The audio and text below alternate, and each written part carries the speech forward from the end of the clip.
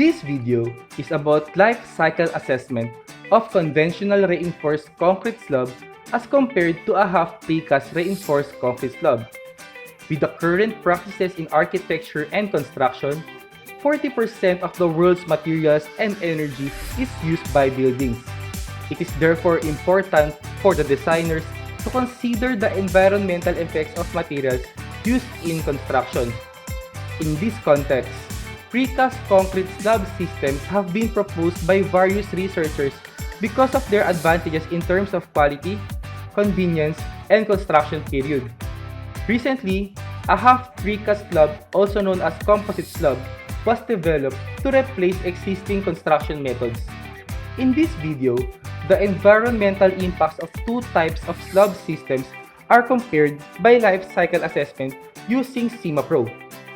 To properly understand, the process for a conventional slab starts with the production of ready-mixed concrete from plant and then transported to gate, which is the construction site. Meanwhile, the process for a half-precast reinforced concrete slab starts with the production of ready-mixed concrete and precast concrete from their respective plants and then to the gate, which is the construction site. A1 delivery of a concrete mixer to the site is going to be considered in this study. After gathering all the required data, we are now ready to put all of this data on CIMAPRO. For conventional slab, a total volume of 6.1 cubic meter is considered together with the required rebars, forms, and truck transportation distance. For a half slab, a total volume of 6.1 cubic meter is also considered, 3.05 cubic meter for both types of concrete, together also with their required rebars, forms, and truck transportation distance. CIMAPRO will gather all the data and will provide us the damage assessment for both concrete types.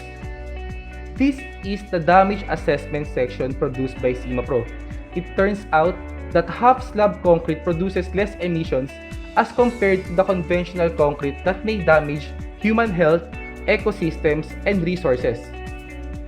These are the networks of both slabs as produced by CIMAPRO. The process of producing both types of concrete has the largest contribution in producing negative emissions as compared to other processes. However, precast concrete slab has fewer quantity of the said emission. It can be concluded from the data presented by CIMAPRO that a precast concrete releases fewer negative emissions as compared to a ready-mixed concrete. Thank you for watching and have a nice day, everyone.